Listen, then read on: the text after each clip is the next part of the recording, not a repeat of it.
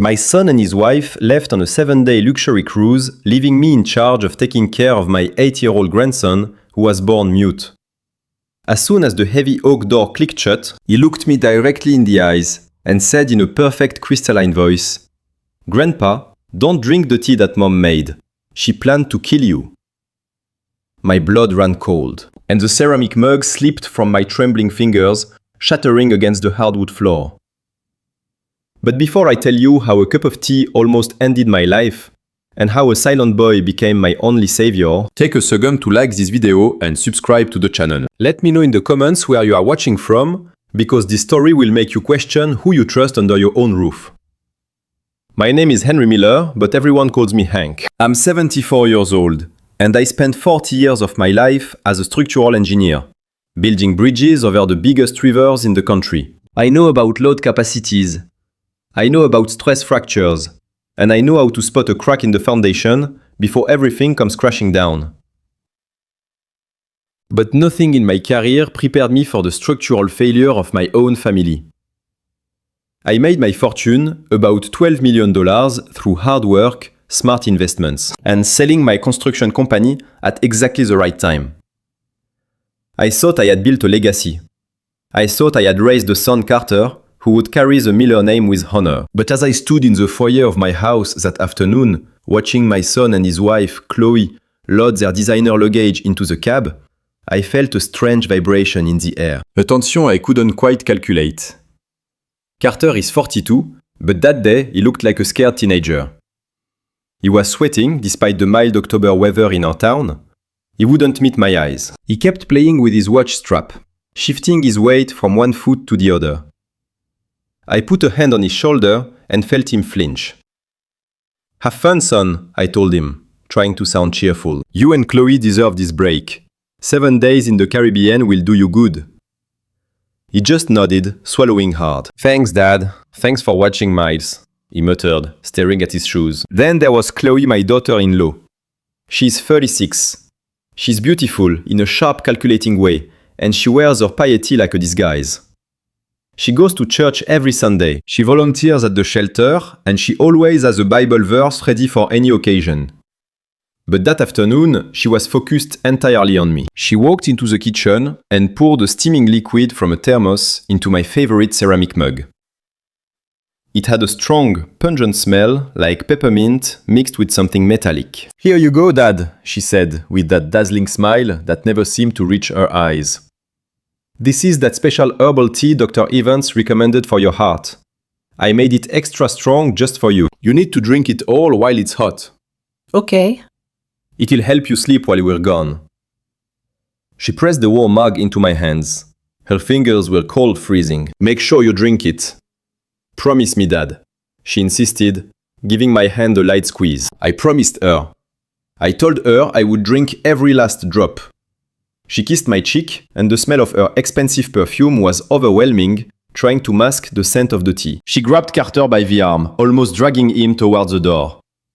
"We love you, Miles. Be good for Grandpa," she yelled over her shoulder without even looking at her son. The heavy front door shut with a finality that echoed through the whole house. The sound of the cab's engine faded down the driveway, leaving me alone in the silence of the big house with Miles. I looked down at the mug in my hand. Steam rose from the dark liquid. It smelled earthy, but there was an underlying chemical scent that stung the back of my nose. My engineer's brain kicked in. Something wasn't right. I turned around to walk into the living room, intending to sit in my recliner and drink the tea like I promised. Miles was sitting on the leather sofa. He was a small kid for an 8-year-old, with messy brown hair and big, watchful eyes that seemed to see too much. We had spent thousands of dollars on specialists, doctors and therapists, but nobody could explain why Miles never spoke. He wasn't deaf, he understood everything, but he had never uttered a single word since birth. We had all accepted that he was mute. I raised the mug to my lips, blowing across the hot surface. That was when it happened. Miles moved with a speed I had never seen before. He slid off the couch and ran toward me. He didn't grab my leg or tug on my shirt like he usually did. He hit my arm hard. "Grandpa, no." The words hung in the air, floating in the dust motes dancing in the afternoon sunlight. I froze. The mug stopped inches from my mouth. I stared at the boy. His chest was heaving, his face pale. "You just spoke," I whispered, my voice shaking. Miles looked toward the door and then back at me. His eyes were wide with terror. He took a step back, his hands trembling. Then he opened his mouth again and spoke in a voice that was raspy from disuse, but perfectly articulated. A voice that sounded older than his 8 years. "Don't drink it, Grandpa. Mom made it. She planned it. She said if you drink it, you'll sleep forever." My brain couldn't process the information. It was like trying to read blueprints that had been run through a paper shredder. My grandson, who was mute, was talking, and he was accusing his mother, my daughter-in-law, of trying to poison me. "Miles, what are you saying?" I asked, lowering the mug slightly. He pointed a shaking finger at the cup. "Poison," he whispered. The impact was like a physical blow. My fingers went numb. The ceramic mug slipped from my grip.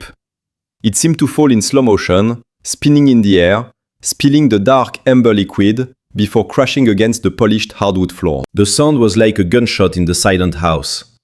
The hot liquid splashed my boots and hissed faintly as it seeped into the cracks of the wood. I stared at the broken shards. Then I looked at Miles. He had retreated to the corner of the room, curling into a ball, with his arms wrapped around his knees. He looked terrified, not of me, but of what he had just done. I walked toward him, ignoring the mess on the floor. My knees popped as I knelt in front of him. I reached out to touch his shoulder, but he flinched, just like his father had done earlier. "Miles, listen to me," I said, keeping my voice steady despite the chaos in my mind. "You can talk. You've always been able to talk, haven't you?" He nodded slowly, tears welling up in his eyes. He put a finger to his lips and then made a slicing motion across his throat. The gesture was so violent, so adult, it made me sick to my stomach. "Why didn't you tell me?" I asked softly. "She said she would cut it out." He whispered, tears spilling down his cheeks. "She said if I ever spoke, she would cut out my tongue and then hurt you. She said I had to be the quiet boy." The room spun. I had to put a hand on the floor to steady myself. Chloe, the woman who quoted scripture, the woman who organized charity bake sales, had threatened a child. She had terrorized her own son into silence for years. Why? To what end? And then the pieces started clicking into place. The structural engineer in me began analyzing the load bearing and the stress points. Carter's business had been failing. I knew that. I had already bailed him out twice this year. Chloe had been pushing me to update my will, asking questions about my life insurance policies. "Just casual questions," she had said. "Just planning for the future, Dad." I looked at the puddle of tea on the floor. It was bubbling slightly where it touched the wood varnish. A chemical reaction. That wasn't herbal tea. That was a lethal cocktail. "Miles, where did you hear this?" I asked. "In the kitchen last night," he said, his voice gaining a little more strength. "They thought I was asleep. Mom told Dad the cruise was the perfect alibi. She said you have a bad heart anyway. She said the tea would stop it and it would look natural. Dad was crying, but Mom slapped him. She said they needed the money. My own son, Carter. The boy I taught to ride a bike. The boy whose college tuition I paid. He was crying while his wife planned my murder, but he didn't stop her. He walked out that door today, knowing I was going to drink this. He shook my hand, knowing it might be the last time. A wave of grief hit me so hard, I almost threw up. But then the grief curdled into something else. It hardened into cold, solid steel. Angers. The kind of anger that builds bridges and demolishes obstacles. They thought I was a frail old man. They thought I was just a checkbook with a pulse. They underestimated me, and they definitely underestimated Miles. I stood up. My knees didn't ache anymore. Adrenaline was pumping through my veins, clearing away the fog of age. I looked at the mess on the floor. I needed to know what was in that mug. I needed proof. I couldn't just call the cops and say my mute grandson told me a story. They'd think I was senile. They'd think Miles was making things up. I needed hard scientific evidence. I went to the kitchen and grabbed a glass jar and a clean rag. I soaked up some of the liquid from the floor and squeezed it into the jar. Then I carefully picked up the largest shards of the mug, which still held a few dregs of the liquid at the bottom, and dropped them into a plastic Ziploc bag. The smell was stronger now, sickeningly sweet. Miles watched me with wide eyes. "What are you doing, Grandpa?" "I'm gathering evidence, son," I said.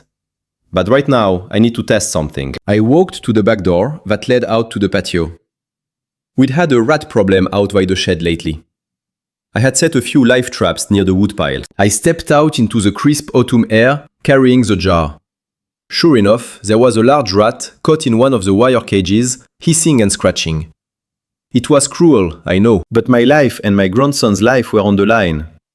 I poured a tiny amount of the tea into a plastic bottle cap and slid it inside the cage. The rat was thirsty. It sniffed the liquid and lapped it up. I checked my watch. 1 minute. Nothing. 2 minutes. The rat stopped moving. 3 minutes. It began to convulse violently. 5 minutes. It was dead. I stood there in the backyard, the wind rustling the dry leaves, staring at the dead rodent. It hadn't just died, it died fast. If I had drank that whole mug, I would be dead on the living room floor right now. My heart would have simply stopped. And when they came back in 7 days, they would have found an old man who passed away from natural causes. A tragedy, a heart attack, exactly like Chloe said. I walked back inside. Miles was standing by the window watching me. "Is it bad?" he asked. "It's bad, Miles," I said. "But we're going to be alright because you were brave. You saved me." I locked the back door. Then I went to the front door and threw the deadbolt and the security chain. I turned off the lights in the front of the house. "Miles, we're going to play a game," I said, trying to keep my voice light. "It's called the quiet game, but this time, we are the ones making the rules." I took him into my study, the only room in the house with a reinforced steel door, a relic from my days working government contracts when I needed to secure blueprints. I locked us inside. I sat down behind my heavy mahogany desk and pulled out my emergency burner phone. I didn't use the landline. If Chloe was that calculating, she might have tapped it or planted a bug. I looked at Miles. He was shivering. I pulled him up onto my lap, something I hadn't done since he was a toddler. "Miles, listen to me. They're not on a cruise, are they?" Miles shook his head, burying his face in my flannel shirt. "They're at that cheap motel near the highway.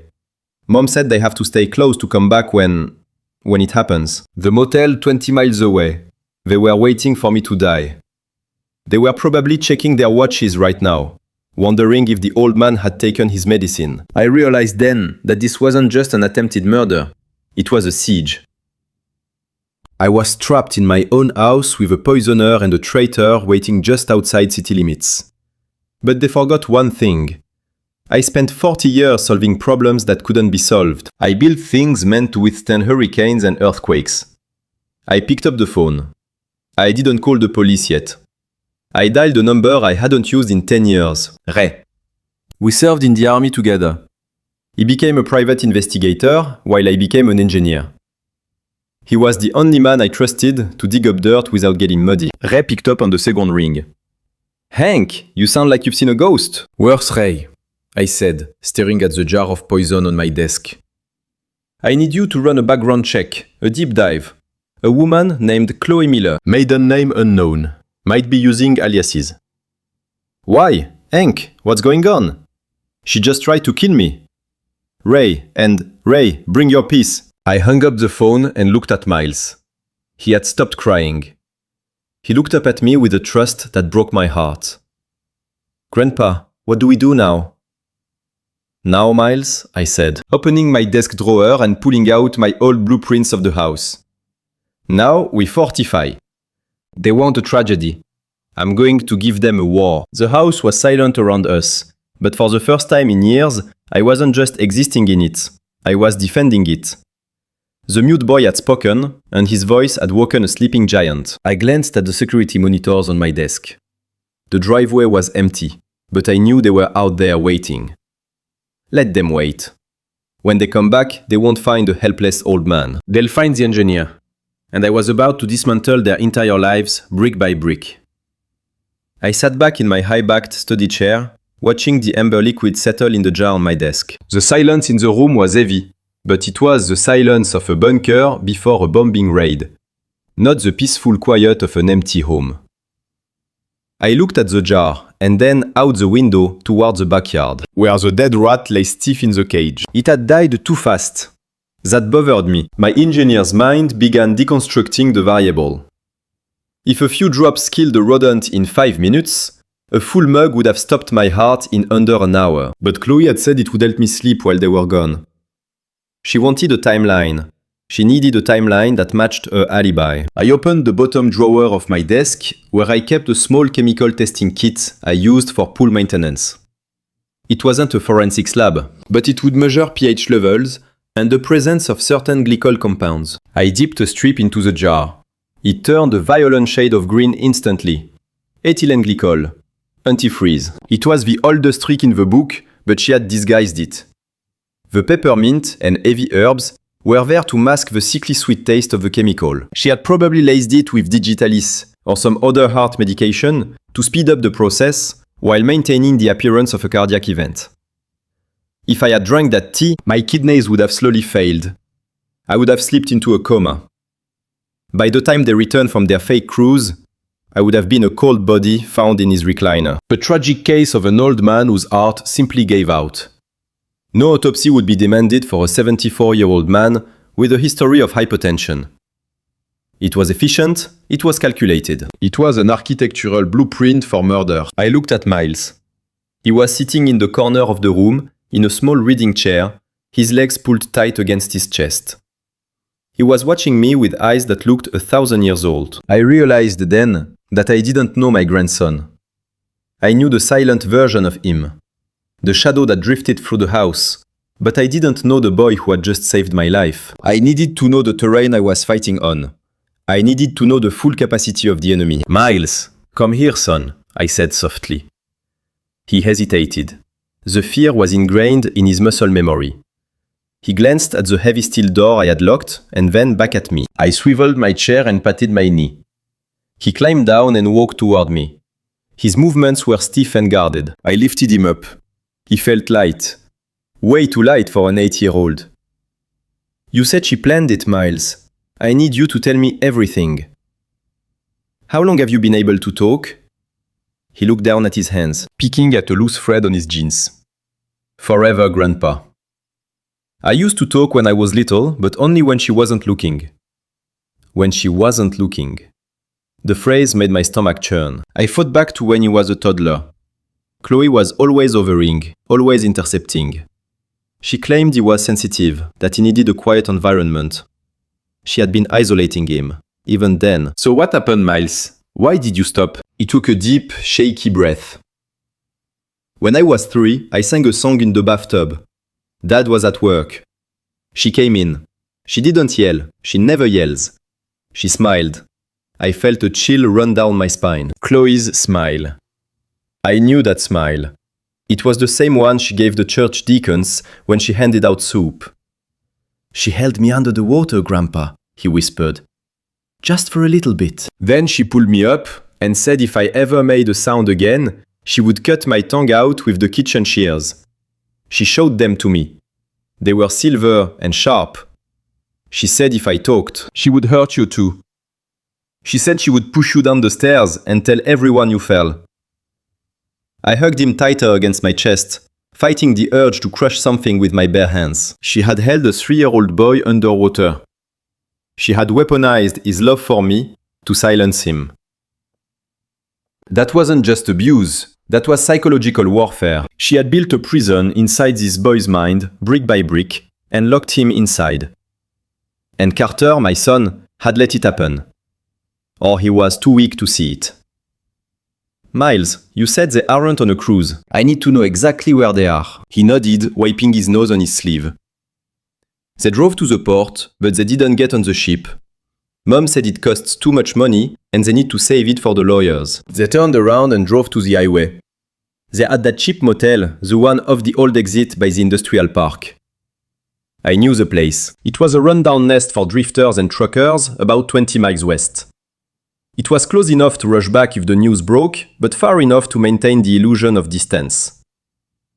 How do you know this, Miles? I listen, he said, his voice, gaining a hard edge I hadn't heard before. People think because I don't talk, I don't hear. They say everything in front of me. Mom calls her friends on the burner phone. She has a different phone, Grandpa. No, the one she uses in front of you. She keeps it in the hollow space under the floorboard in the master closet. A burner phone. Of course. Chloe was running an operation, not a household. She talked to a man, Miles continued. Not Dad, another man. She told him the policy was signed. She said $5 million is enough to start over in another country. She said Dad is a loose end, but she would take care of him after the funeral. My blood froze. It wasn't just me. Carter was a pawn, a disposable asset. She was going to use him to collect the insurance money, probably frame him for my death, or arrange another tragic accident for him later.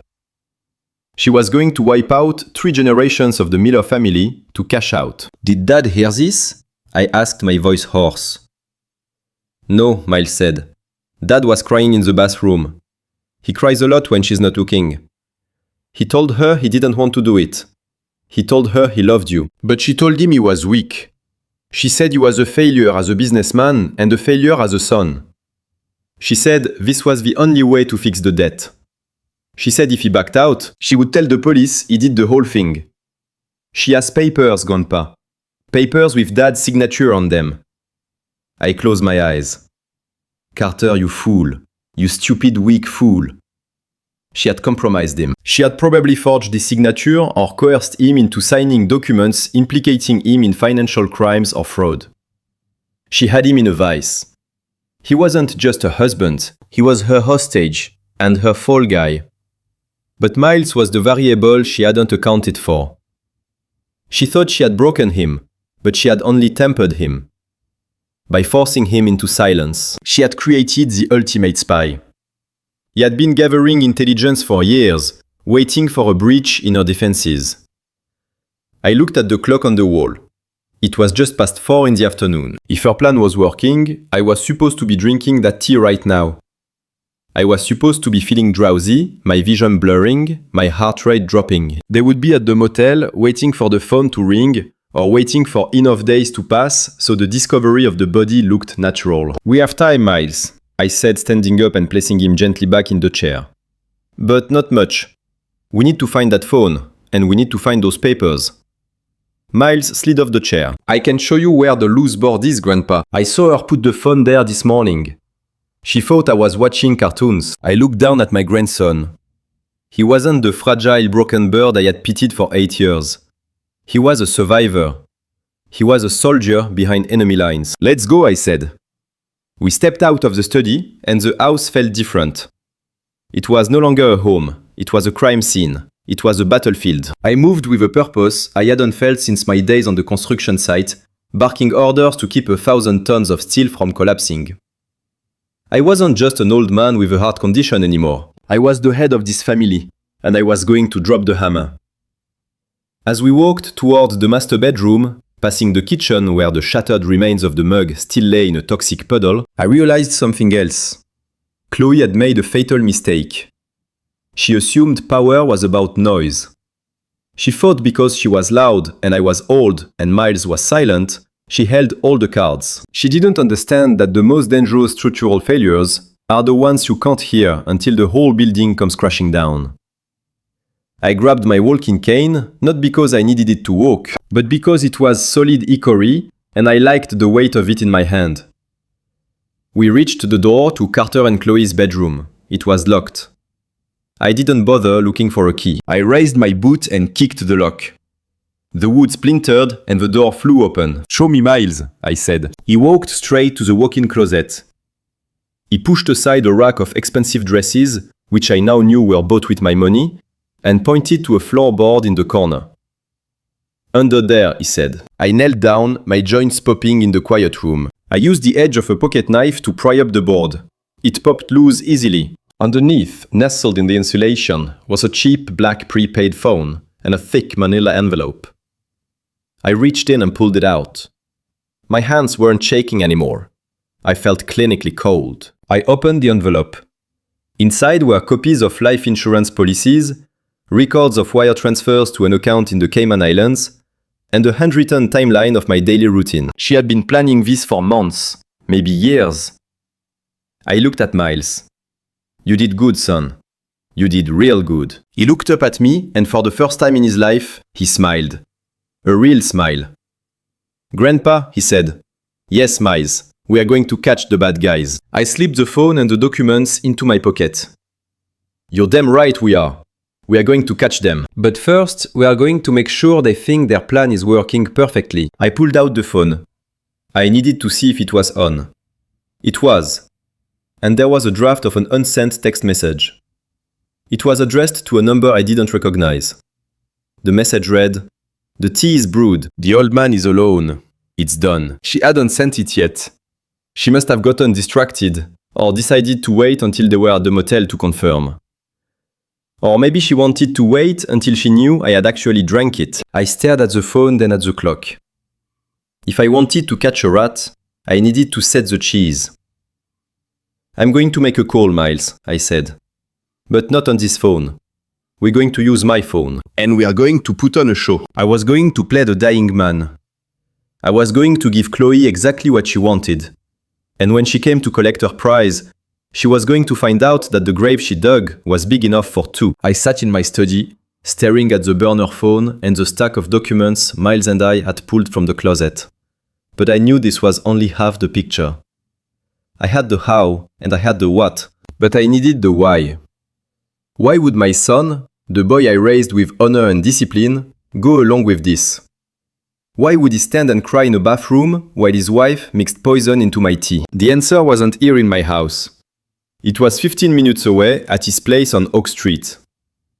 I looked at Miles, who was watching me with that intense old soul gaze. I told him to grab his coat and his favorite blanket. I told him we were going on a little field trip to get his toys, but the tension in my jaw told him this wasn't a game. I secured my house, arming the alarm and double-checking the deadbolts. We climbed into my truck, an old Ford I kept running, better than most new cars on the road.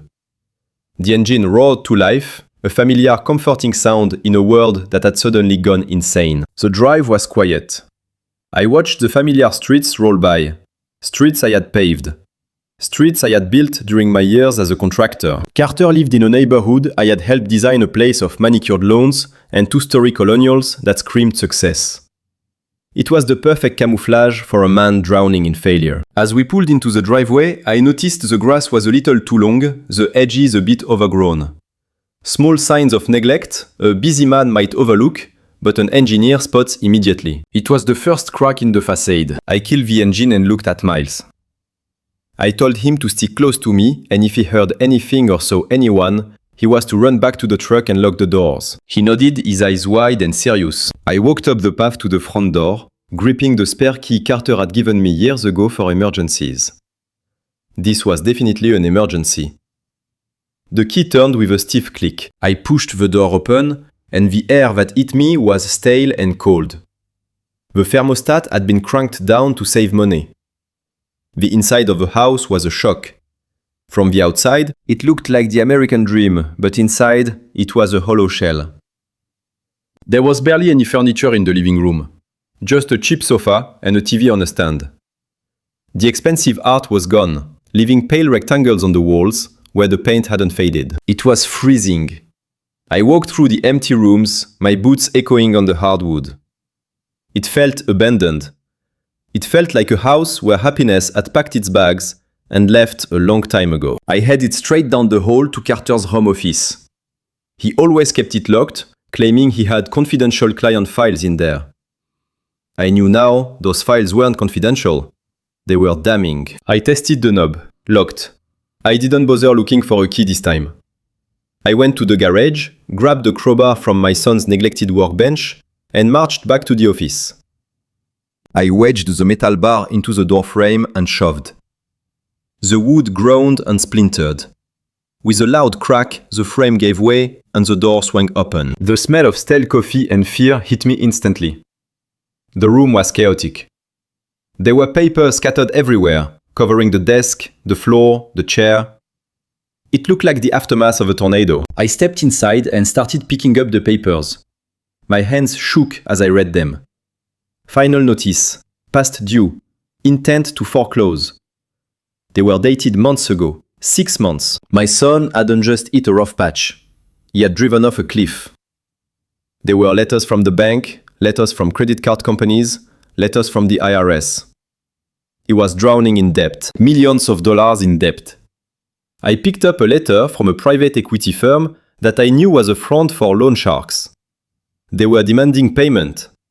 The dates showed he had stopped paying the mortgage on this house almost a year ago. The successful business he bragged about at Sunday dinners was a corpse he had been dragging around for months, terrified to bury it. He had been pretending to go to work every day, probably sitting in this freezing room, staring at these walls, wondering how to tell his father he was a failure. I pushed aside a stack of unpaid utility bills and found a leather-bound notebook tucked under a pile of fast food wrappers. I flipped it open. It wasn't a ledger. It was a logbook of terror. In Carter's shaky handwriting, he had recorded dates and times of phone calls, calls from numbers that had no names. I read the entries and my heart broke. March 4th. They said they know where Miles goes to school. March 12th. They said they'd burn the house down. March 20th. They want $500,000 by the end of the month, or they start breaking fingers. I turned the page and saw the entry that made me drop the notebook. It was dated 2 weeks ago. The handwriting was jagged, pressed so hard the pen had torn through the paper. It read, "Pay us the $500,000 or we take the old man's life. We know he lives alone. We know he has money. Get it from him or we'll get it from his corpse." I leaned against the cold wall, sliding down until I hit the floor. The tears finally came, hot and stinging. Carter wasn't killing me for an inheritance to buy a yacht or a sports car. He wasn't killing me because he hated me. He was killing me because he was backed into a corner. He was a rat in a trap, and Chloe had offered him the only way out. She had pitched my death not as a murder, but as salvation for him and Miles. She had twisted his desperation until he couldn't see any other light. I looked at the open safe in the corner of the room. It was empty except for a single photograph. It was a picture of me and Carter fishing when he was 10. He was holding up a bass, smiling like he had conquered the world. And I was looking at him with so much pride my chest could burst. He had kept that photo. He had looked at it while planning my death. I realized then that my son wasn't the villain of this story. He was the weapon. Chloe was the hand wielding it. But fear was the force driving the blade. He was weak, yes. He was a coward, yes. But he was terrified. He believed that, if I didn't die, his son and his wife would be next. He had traded my life for theirs in his broken, twisted logic. I wiped my face and stood up. The anger I felt earlier had cooled into something harder, something more focused. I wasn't just fighting for my life anymore. I was fighting for my son's soul. I had to save him from the sharks, and I had to save him from the woman who had turned him into a parasite. I shoved the notebook and the most damning foreclosure letters into my pocket. These weren't just evidence of a crime. They were evidence of a tragedy. I walked out of that freezing office, leaving the broken door hanging on its hinges. I grabbed Miles's hand and we walked out of that house of lies. I had the motive now. I had the means and I had the opportunity to turn the tables. Carter thought he was paying a debt with my life. I was about to show him that his father's life was the one currency he couldn't afford to spend. Back in the safety of my fortified study, with the steel door locked and deadbolted behind us, I laid the stack of foreclosure notices and the loan shark's notebook on my desk. My hands were steady now. But my mind was racing like a turbine engine pushing past its red line. Miles sat silently in the oversized leather armchair, wrapped in his blanket, his eyes tracking my every move. He trusted me. That trust was a heavy weight, heavier than any steel beam I had ever hoisted. But it was also the only thing keeping me on my feet. Among the papers I had seized from Carter's office was one item that didn't fit the narrative of a failed businessman. It was a small, heavy logbox made of fireproof steel, that I had found wedged under a loose floorboard in the corner of the room. My engineer's eye had caught the discrepancy immediately. The gap between the oak planks was a millimeter too wide. The varnish slightly scratched in a way that suggested repeated prying. To anyone else, it was just an old floor. To me, it was a structural anomaly that screamed concealment. I had popped it up with the crowbar and found this box resting in the insulation. I pulled the box under my desk lamp. It was an older model, the kind used for petty cash or jewelry. But the lock was sophisticated. It wasn't a standard keyway. It was a tubular lock, the kind you see on vending machines or alarm switches, notoriously tough to pick without the right tool. Fortunately, I had spent 40 years on construction sites where keys went missing daily. I reached into my bottom drawer and pulled out a set of tension wrenches and a tubular lockpick I'd kept from my days overseeing site security. It took me 5 minutes of careful manipulation, feeling the pins click into place one by one. With a satisfying snap, the latch released. I flipped the lid open, expecting to find cash or maybe jewelry meant to be pawned. Instead, I found a life that didn't exist. There was a stack of photos bound with a rubber band, some USB drives and a driver's license that had expired 10 years ago. I picked up the license. The face staring back at me was younger. Her hair was blonde instead of the dark brunette Chloe wore now, and her smile was less practiced. But the eyes were unmistakable. They were the same cold, calculating eyes that had looked at me this morning as she handed me a cup of poison. But the name wasn't Chloe Miller. It was Vanessa Pierce. And the address wasn't in our town. It was a city on the coast. I dug deeper into the box. Under the false bottom of the tray, I found 2 newspaper clippings. They were yellowed and brittle with age, carefully cut from the obituary section of a coastal local paper. The first was dated 12 years ago, announcing the sudden passing of a man named Thomas Pierce, aged 45, due to cardiac arrest. The second was dated 9 years ago for a man named Gabriel Sutton, aged 52, dead from accidental food poisoning. I laid the clippings next to the ID. 2 dead men, both relatively young, both connected to a woman who officially no longer existed. Chloe wasn't just a greedy daughter-in-law trying to save her husband from death. She was something else entirely. She was a professional. I needed verification. I needed to know exactly what I was dealing with before I made my next move. I grabbed my phone and dialed Ray again. Ray was the kind of guy who slept with a police scanner on his nightstand and considered paranoia a survival skill. He answered on the first ring, his voice gravelly and alert. "I found something, Ray," I said, keeping my voice low so as not to scare Miles any more than he already was. "I found a lockbox. There's an ID in here for a Vanessa Pierce from the coast. And there are obituaries for 2 guys, Pierce and Sutton. I'm sending you the photos now. I need you to run them. Not just a surface check, Ray. I need you to dig into police reports, autopsies and insurance payouts." I heard the clatter of a keyboard on the other end. Ray didn't ask questions. He just worked. "Send it," he grunted. "If she has a paper trail, I'll find it. Give me 20 minutes. I hung up and looked at Miles. He had fallen asleep in the chair, exhausted by the trauma of the day. I draped another blanket over him and sat back to wait. The silence in the room was suffocating. I stared at Vanessa Pierce's face on the ID. She looked innocent enough, a pretty girl from the coast. But I knew better. I knew about stress fractures hidden deep inside concrete. I knew the prettiest facades often hid the most rotten foundations. 20 minutes felt like 20 years. I paced the room, checking the security monitors. The driveway was empty. The street was quiet, but I felt the pressure building. When the phone finally rang, it sounded like a fire alarm in the silent room. "Hank." Ray's voice was different this time. It wasn't the calm professional tone. It was the voice of a soldier who had just spotted an ambush. "You need to listen to me very carefully. Are you armed?" I glanced at the shotgun I had leaned against the desk. "Yeah," I said. "Good," Ray said. "Keep it close, Hank. This woman is a ghost. Vanessa Pierce dropped off the map 8 years ago, right before Chloe showed up there. But before that, she was a person of interest in 2 homicide investigations." My grip tightened on the phone. "Tell me," I said. Her first husband, Thomas Pierce, owned a chain of dry cleaners, Ray said, talking fast. Worth about $2 million. Died of a massive heart attack 6 months after marrying Vanessa. No history of heart issues.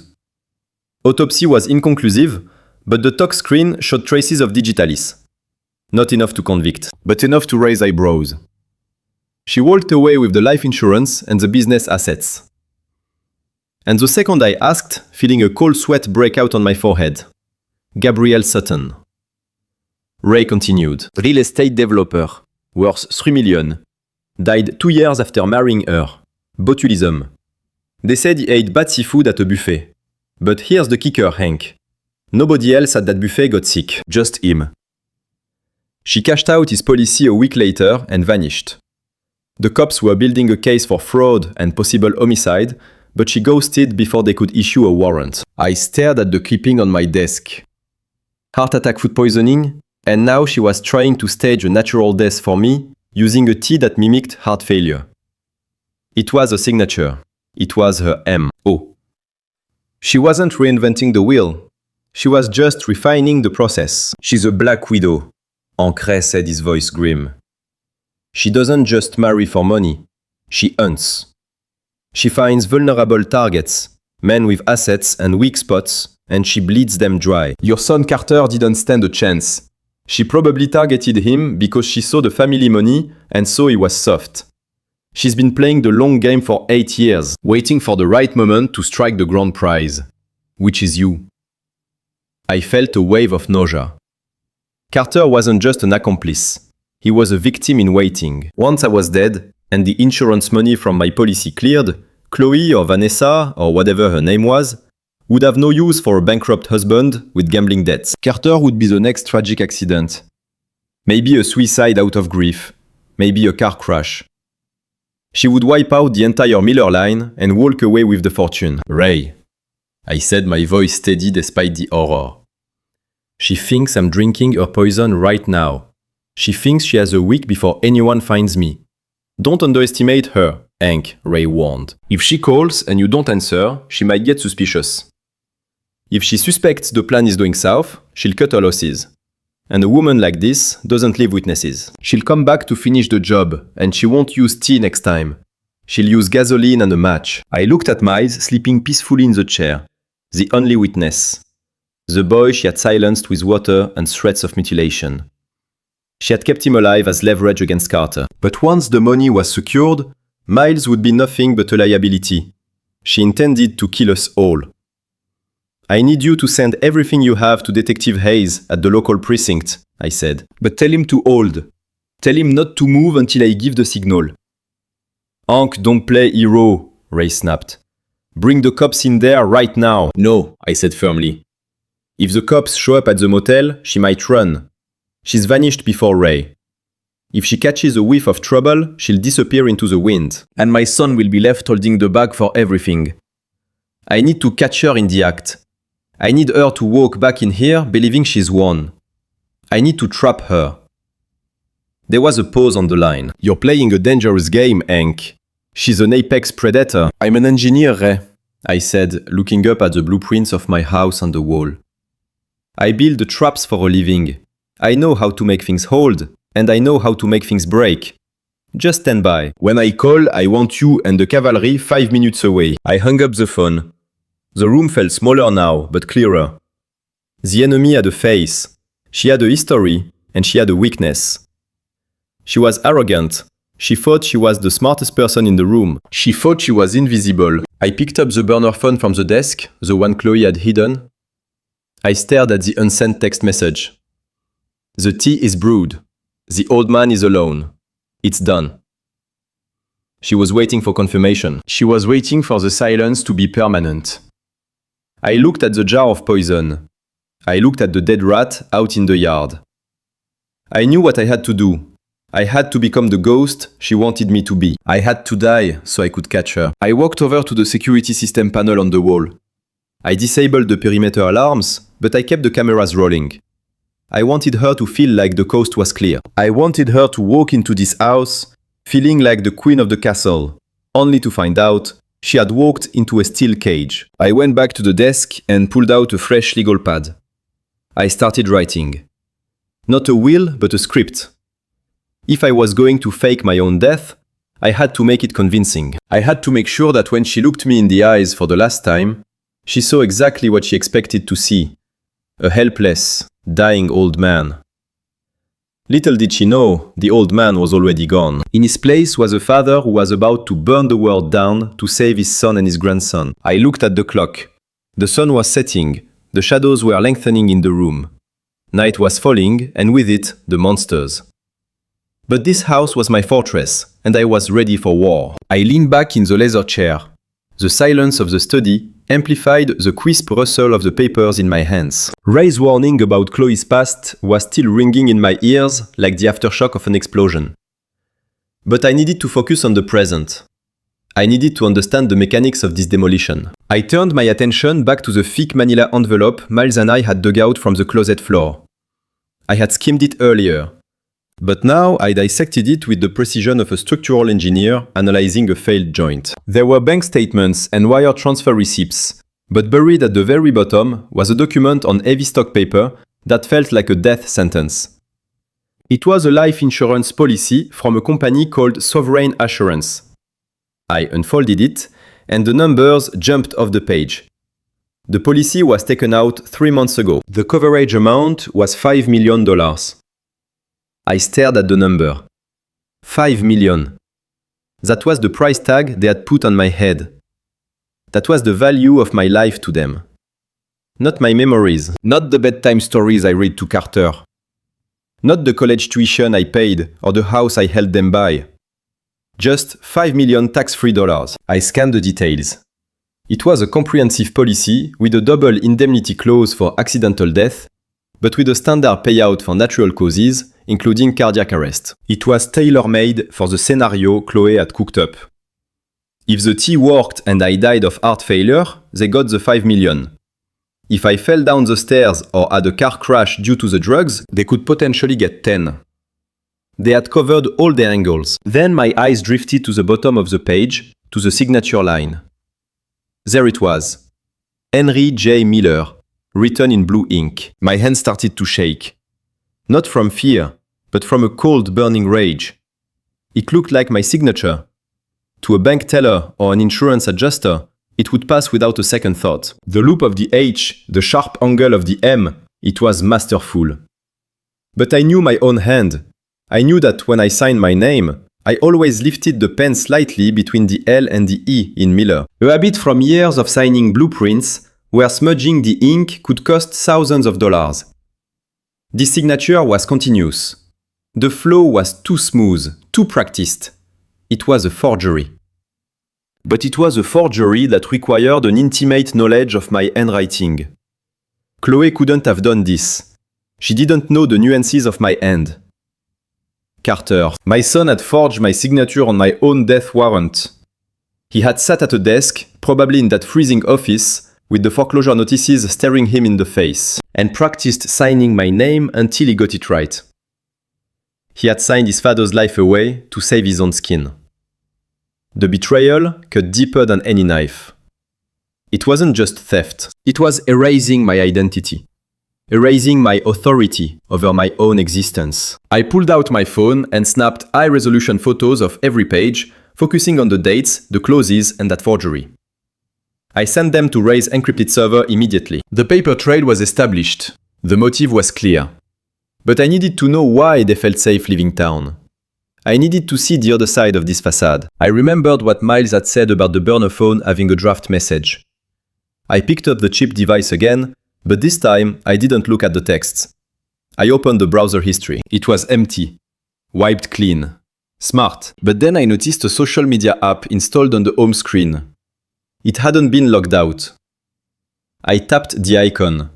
It opened to a profile under the name Chloe Miller, but the privacy settings were locked down, visible only to friends. I couldn't see it from my own account because I hardly used social media, but here, on her secret phone, she was logged in as herself. I scrolled down to the most recent post, uploaded just 20 minutes ago. It was a photo, a selfie. My breath hitched. The audacity was breathtaking. The picture showed Chloe and Carter smiling brightly, wearing oversized sunglasses and wide-brimmed hats. Chloe was holding a tropical drink with a pineapple wedge and a tiny umbrella. Behind them, the ocean stretched out blue and endless, glittering under a radiant sun. The caption read, "Finally some time for us. 7 days of paradise. No signal, just sun and love. Bon voyage." It was perfect. It was the perfect alibi for the world, for their church friends, for the neighbors. They were hundreds of miles away in the middle of the Caribbean. If I died tonight, they would have a digital timestamp, proving they were nowhere near the crime scene. But I looked closer. I zoomed in on the image. The lighting was flat too even. The sun in the sky was high and bright, but there were no shadows on their faces from the hats. And the reflection in Chloe's oversized sunglasses wasn't the ocean. I pinched the screen, zooming in until the pixels blurred. In the curve of the dark lens, I saw a reflection. It wasn't waves. It was a beige wall and a neon sign that was partially obscured. It looked like the letter M and maybe a 6. They had staged the photo. They had probably taken it in their backyard against a green screen, or used the background replacement app before they left. Or maybe they were standing in front of a travel poster in that cheap motel room. It was a digital lie built to cover up a physical murder. I looked at the comments under the photo. Church friends wishing them a blessed trip, neighbors telling them to relax, dozens of likes, dozens of witnesses to a vacation that wasn't happening. They were building a fortress of lies, and they were using the goodwill of our community as the mortar. I took a screenshot of the post. Then I screenshotted the metadata if I could find it, but the app scrubbed most of it. Still, the timestamp was enough.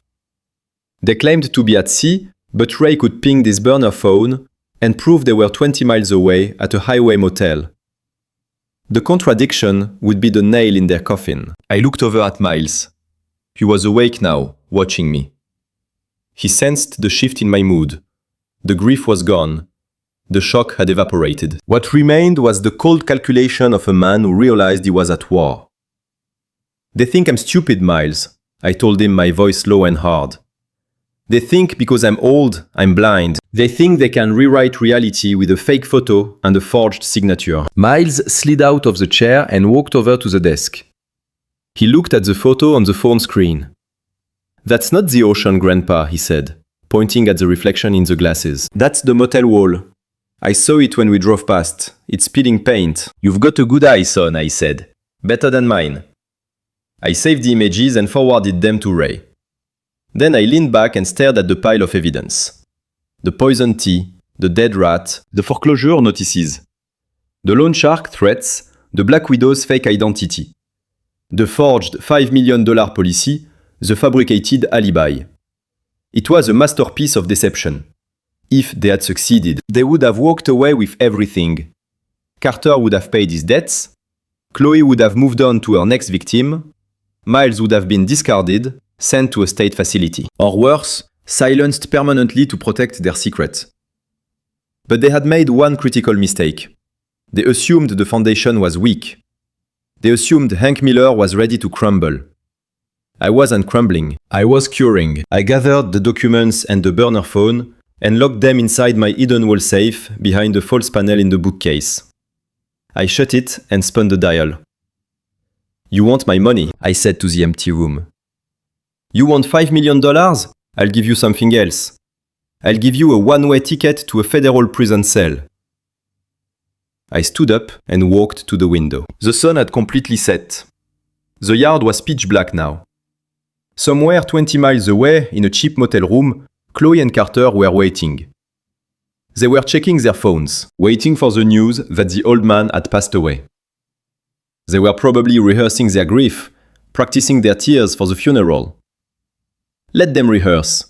Let them think they've won. Because when the curtain rises on the final act, they aren't going to be the heroes of this story. They are going to be the defendants. I turned back to Miles. "You hungry, son?" He nodded. "Let's get some grub," I said. "We need our strength. Tonight we finish setting the trap, and tomorrow we spring it. I walked toward the kitchen, leaving the study door open. The house didn't feel like a tomb anymore. It felt like a fortress. And I was the commander. I opened the fridge and pulled out fresh ingredients. I was going to cook a meal for my grandson. A real meal. And then, I was going to sit in the dark with my shotgun and wait for my son to come home and try to kill me. God help him, because I wouldn't. We had barely finished eating our simple dinner of scrambled eggs and toast when the phone shattered the quiet of the kitchen. It wasn't the burner phone, but my personal cell sitting on the counter. The screen lit up with a video call request. The name flashing on the screen was Chloe. It was the inspection call. They were checking to see if the poison had taken effect yet, or if I was at least incapacitated enough to be vulnerable. I looked at Miles. Without a word, he slid off his stool and moved silently into the shadows of the hallway, just out of the camera's angle, but close enough to watch. He gave me a thumbs up. I took a deep breath. I needed to look like a man whose organs were slowly shutting down, not a man who had just eaten a hearty dinner and was plotting a counter-offensive. I rushed to the downstairs half bath and grabbed a container of talcum powder from the cabinet. I dusted a fine layer over my cheeks and forehead, rubbing my skin of color and making me look grey and clammy. I splashed a little water along my hairline to simulate a cold sweat. I messed up my hair. I unbuttoned the top of my flannel shirt to look disheveled. Then I hurried into the living room and slumped into my recliner, letting my body go slack. I held the phone, my hand deliberately trembling. I accepted the call. Chloe's face filled the screen. She was wearing a wide-brimmed sun hat and oversized sunglasses, even though she was indoors. The lighting behind her was dim and artificial, not the bright sun of a Caribbean deck.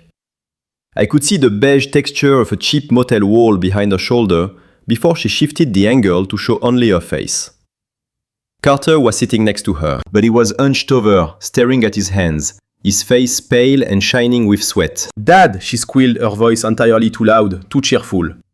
"We just wanted to check on you. We just boarded the ship and the signal is spotty.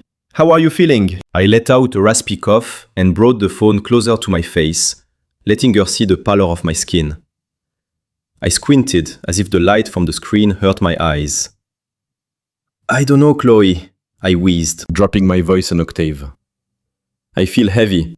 My chest feels tight. I think I need to lie down."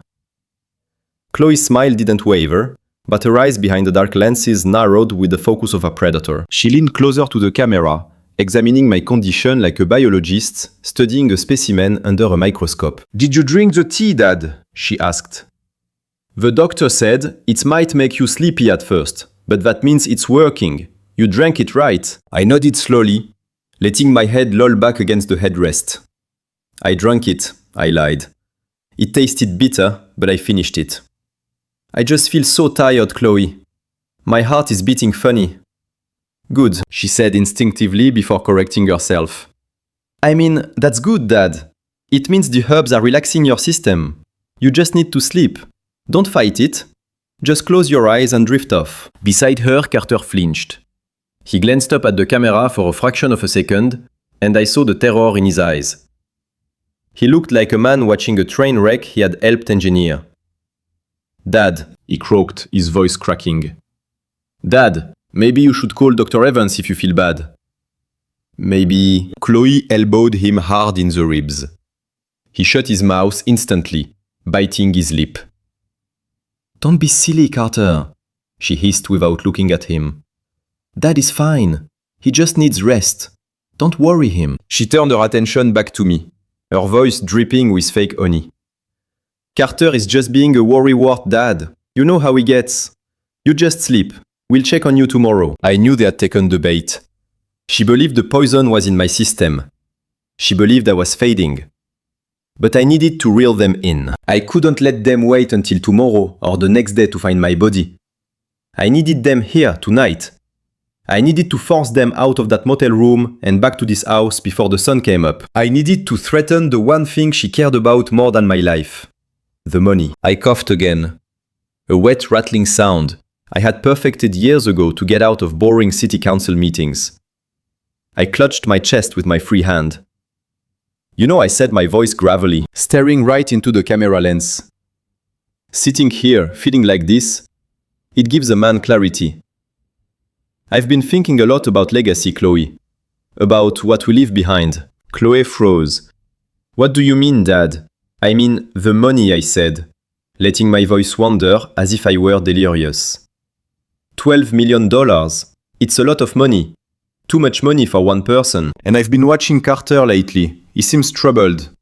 I don't want my money to ruin him. I don't want it to be a burden. I saw Carter's head snap up. Chloe ripped off her sunglasses. Her eyes were wide alert and dangerous. What are you saying, Dad? She asked, her voice losing its sugary coating. I sat up, slightly groaning, as if the movement caused me pain. I made a decision this morning, I said. Before you guys left, I wrote a new will. A holographic will. I read online that it's legal if it's written entirely in my own handwriting. The silence on the other end of the line was absolute. I could hear the hum of the motel's AC unit in the background. A new will? Chloe repeated, her voice flat. Yes, I said. I wrote it all out. I left everything to St. Jude Children's Research Hospital. Every penny. I think it's the right thing to do. The papers are right here on my desk next to me. I signed them. I was going to mail them to Arthur Hayes in the morning. But I feel so weak now. Maybe I'll just leave them here for him to find. I watched the color drain from Chloe's face. It was better than any sunset I had ever seen in my life. She had spent years planning this. She had committed crimes, forged documents, and orchestrated a murder. All for a fortune that I had just told her was gone. If that handwritten will was found by my lawyer or the cops, it would override the forged insurance policy, or at least tie the estate up in litigation for years. She knew that. She looked at Carter and then back at the camera. Her mask fell off completely. There was no daughter-in-law anymore. Only the Black Widow remained. Did you sign it? She asked, her voice tight. Is it on your desk? Yes, I whispered, letting my eyes flutter shut. Right on the blotter. I just want to do one good thing before I go. I'm so tired, Chloe. I think I'm going to sleep now. Dad, wait! She yelled. But I didn't wait. I let the phone slip from my hand as if my muscles had failed. It dropped onto the carpet. I let out a long shuddering exhale and then went completely silent. I didn't hang up. I let the connection keep running. I could hear her teeny, frantic voice coming from the phone on the floor. Carter, get the keys! Get the keys now! We have to go! Is he dead? I heard Carter ask, his voice trembling. I don't care if he's dead or not, Chloe shrieked. If that paper is on his desk, we lose everything. We have to get there before anyone else does. We have to burn it. Move! I heard the sound of a door slamming shut, and then the feed cut out. I sat there in the chair for a moment, smiling at the ceiling. The trap was sprung. They weren't going to wait a week. They weren't going to wait for a phone call. They were coming now. They were driving 20 miles at breakneck speed, desperate to destroy a piece of paper that didn't exist. I sat up and wiped the powder off my face. I picked up my phone. Miles, I called out. My grandson stepped out of the shadows. He looked at me with awe. They're coming here, aren't they? He said. They're coming, I confirmed. And they're coming fast. I stood up and walked to the window. The streetlights had flickered on. The neighborhood was quiet, but the storm was rolling in. A storm named Chloe. We have maybe 30 minutes, Miles. I need you to go to your room and pack a backpack. Just the essentials. Then I need you to go down to the safe room in the basement. No, Miles said firmly. I'm staying with you. Miles, this is going to get dangerous. I know, he said. But you need eyes in the back of your head, Grandpa. You said so yourself. I can watch the monitors. I can tell you where they are. I looked at him. He was right. I couldn't watch every camera and guard the front door at the same time. And frankly, I didn't want him out of my sight. Okay, I said. But you stay in the control room, you lock the door, and you don't come out until I say the safe word. What's the safe word? He asked. Bridge, I said. Bridge, he repeated. I went to the gun cabinet in the study. I spun the dial. Inside was my old Remington shotgun and a Colt 45 pistol. I grabbed both. I loaded the shotgun with rock-salt shells first, and then with buckshot. I didn't want to kill my son. I wanted to stop him. But Chloe. For Chloe, I kept the Colt loaded with hollow points. I checked the cameras one last time. The driveway was empty, but I could feel them closing in. I could feel their desperation radiating through the night. I turned off the main lights in the house, leaving only a single lamp burning in the study, illuminating the empty desk where the imaginary will was supposed to be. I wanted them to see the target. I wanted to draw them into the kill zone. I took my position in the darkened living room, sitting in a high-backed armchair that faced the hallway and the front door. The shotgun rested across my lap. The weight of it felt familiar and comforting. I closed my eyes for a second and said a silent prayer. Not for myself, but for Carter. I prayed that when the moment came, he would make the right choice. Because if he didn't, I wasn't sure I could stop myself from doing what needed to be done. I opened my eyes. The darkness seemed to thicken. "Come on, Chloe," I whispered.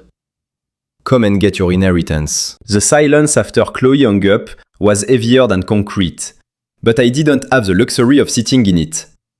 The clock was ticking, and every second brought them closer to my driveway. I picked up my phone again and dialed the one man who could seal their fate on paper before the law could even touch them.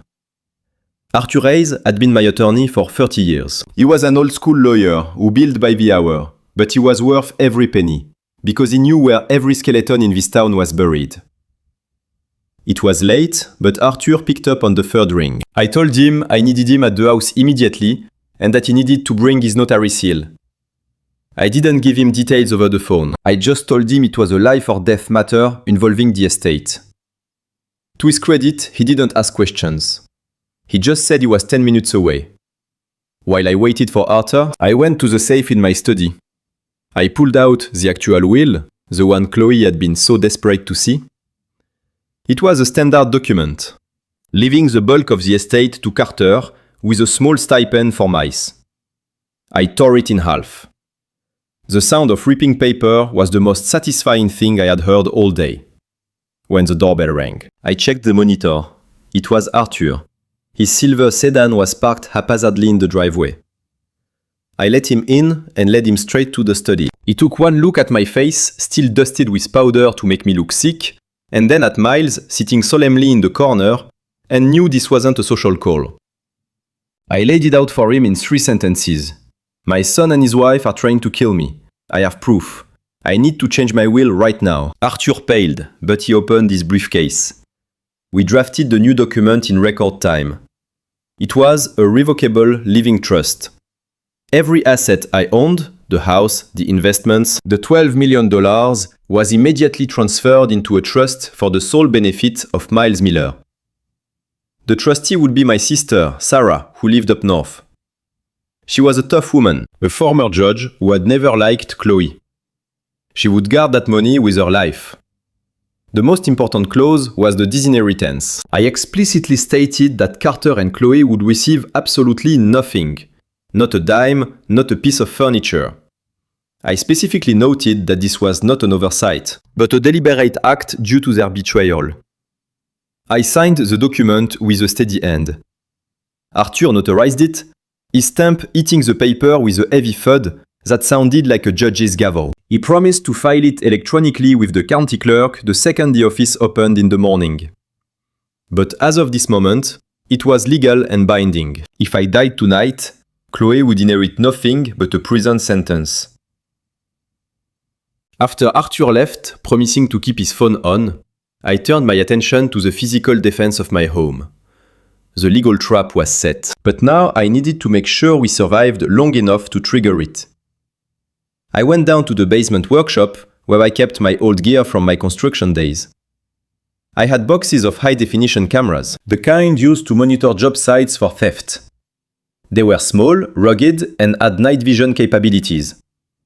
I grabbed a spool of wire, a bag of sensors, and my tool belt. Miles followed me. carrying the tablet he would use to monitor the feeds. We started in the living room. I mounted a camera high up on the bookcase, hidden between two volumes of encyclopedias. It had a perfect view of the front door and the hallway. Then we moved to the kitchen. I placed another camera on top of the cabinets, angling it down to cover the center island and the back door. This was where the poison had been prepared, and I wanted to catch every expression on Chloe's face when she realized her plan had failed. Finally, we went to the master bedroom. I tucked the camera onto the curtain rod, pointing directly at the bed. This was the kill zone. This was where she expected to find the corpse. I linked the feeds to the tablet. The images were crisp and clear in black and white night vision. I could see every corner of my house. I could see the ghosts of the memories we had made here, and the shadows of the violence to come. I handed the tablet to Miles. "You're the watchman now, son," I told him. "Keep your eyes on these screens. If you see headlights, if you see a shadow move, you tell me." He nodded, gripping the tablet with an intensity that turned his knuckles white. He wasn't just a kid anymore. He was my co-pilot. I went back to the gun cabinet. I pulled out the Remington Express. It was a 12-gauge pump-action shotgun, a reliable tool for home defense. I sat on the stool and stripped it down quickly, checking the action, swabbing the barrel. The smell of gun oil filled the room, mixing with the faint, lingering scent of the toxic tea. I reassembled it, the metallic clack of the slide racking loud and lethal. I loaded it with rock salt shells first. Rock salt would hurt like hell. It would burn and blind, but it wouldn't kill. I wanted Carter to feel pain, but I didn't want to bury my son. The last two shells, however, were heavy lead buckshot. Those were for Chloe. If she came for me, if she tried to hurt Miles, I wouldn't hesitate. I looked up to see Miles standing in front of me. He had put the tablet down and was holding a small flashlight he'd grabbed from the kitchen drawer. He handed it to me. "For the dark," he said, his voice steady. I took the flashlight and pulled him into a hug. I felt his small arms wrap around my neck. He wasn't shaking anymore. The terror that had paralyzed him earlier that day had been replaced by a grim determination that mirrored my own. He had aged 10 years in 10 hours. It broke my heart. But it also filled me with a fierce pride. "Are we bad people, Grandpa?" he asked quietly, pulling back to look at me. "Because we are setting traps. Because we have guns." I looked him dead in the eye. "No, Miles, we aren't bad people. We are builders. And sometimes to build something safe, you have to tear down what's rotten. We are protecting this house. We are protecting each other. That's what men do." He nodded, accepting this truth. He picked up the tablet again and sat on the floor with his back against the wall, his eyes glued to the screens. He looked like a tiny sentinel guarding the castle. I realized then that Chloe had made a fatal miscalculation. She thought she could silence him with fear, but fear burns off. What replaces it is anger and resolve. She had forged him into a weapon, and now that weapon was pointed directly at her. We sat there in the dim light of the study. 2 generations of Miller men waiting for the storm. The house creaked in the wind. The clock on the wall ticked away the seconds. Every passing minute was a minute closer to the confrontation. I checked the shotgun one last time, clicking the safety on. I checked the feeds on the tablet over Miles' shoulder. The street was empty, but I knew they were out there, speeding down the highway, tearing through the night, driven by greed and panic. I was ready. The will was signed, the cameras were rolling, the gun was loaded, and my grandson, the boy who had found his voice, was watching the perimeter. Let them come. Let them try to take what wasn't theirs. They were about to learn that the foundation of this family was stronger than they ever imagined. 2 days had passed since that video call, and the silence in the house had become a physical weight pressing on my chest. I had stopped answering the phone altogether. I let it ring and ring until the battery finally died and the screen went black. I needed them to believe the end had come, or was so close they had no choice but to step in. The weather had turned on us, matching the dark mood of the situation. A heavy nor'easter had rolled in from the coast, bringing torrential rain that lashed against the siding like handfuls of gravel thrown by an angry giant. The wind hauled down the chimney, making the old house groan and settle on its foundation. It was 2 a.m., the dead hour, when the world sleeps and monsters come out to feed. I wasn't asleep. I was sitting in the hidden maintenance room behind the basement furnace, a cramped concrete enclosure I had built decades ago to access the main plumbing and electrical panels. It was tight and smelled of copper and dust, but it was the safest place in the house. I had set the tablet up on a workbench, and Miles sat beside me on a stool, wrapped in his blanket, his eyes locked on the glowing screens. The rain masked any sound from outside, which was both a blessing and a curse. It meant they could approach unheard, but it also meant the house would cover the noise of our movements. We waited in the cold light of the monitors, watching the empty driveway through the rain-streaked lens of the exterior camera. I checked my watch. If they had driven straight from the motel, they should have arrived hours ago, but the storm probably slowed them down. Or maybe they were arguing. Maybe Carter was trying to find an ounce of courage to stop this madness. I clung to that tiny shred of hope, even though I knew it was useless. Carter, my son, was too far gone. Then the motion sensor on the driveway camera flashed a silent red warning on the screen. A vehicle was approaching. It moved slowly like a shark in dark water, with its headlights off to avoid alerting the neighbors. It was a dark SUV. Probably a rental they had swapped out to avoid being recognized by anyone who knew their cars. It rolled to a stop just a few yards from the garage door, the engine cutting out instantly. The rain hammered the roof of the car, blurring the outline, but there was no doubt who was inside. I felt Miles' hand grip my arm. His fingers were cold, but his hold was tight. He pointed at the screen. "They're here, Grandpa," he whispered. "Yes, son," I said, my voice barely audible over the hum of the furnace. "They're here." The driver's side door opened, and Carter stepped out into the downpour. He looked miserable. Even in the grainy black and white of the night vision camera, I could see his posture was defeated. He was hunched against the rain, his head bowed, like he couldn't bear to look at the house he grew up in. He moved to the trunk and popped it open. But he didn't pull out luggage. He just stood there, the rain soaking his expensive jacket, waiting. The passenger door opened and Chloe emerged. She moved differently. There was no hesitation in her stride. She wore a long dark raincoat and a hat pulled low, but her movements were sharp and precise. She walked to the trunk and shoved Carter aside, reaching in to grab a large black duffel bag. It wasn't a suitcase for clothes. It was heavy, and the way she carried it suggested it held tools or maybe chemicals. She snapped something at Carter. I couldn't hear it, but I saw him flinch. He slammed the trunk shut and followed her like a condemned man walking to the gallows. They approached the back door. Chloe didn't bother with the key. She knew I usually left the kitchen door unlocked for the gardener, but she didn't know I had fortified the house. She tried the handle and found it locked. She paused, peering through the glass pane into the dark kitchen. Then she did something that made my blood run cold. She reached into her pocket and pulled out a set of lockpicks. She worked the deadbolt with terrifying efficiency. It took her less than 30 seconds. The lock clicked and the door swung open. They were inside. My heart hammered against my ribs, not from fear, but from the adrenaline of the hunt. We watched on the kitchen camera as they stepped into the house, shaking the rain off their coats. Carter leaned against the counter, breathing heavily, his face pale and wet. Chloe ignored him. She hoisted the black bag onto the kitchen island and unzipped it with a decisive sound that the camera's microphone picked up clearly. She reached into the bag and pulled out a pair of blue nitrile gloves, snapping them onto her hands with the practiced ease of a surgeon. Then, she turned her attention to the counter, where the original teapot was still sitting. I had left it there intentionally as bait. She picked it up, sniffing the contents, a face twisted in disgust. She walked over to the sink and poured the remaining liquid down the drain, running the tap to wash it away. She was destroying evidence. She was cleaning the scene before the coroner arrived.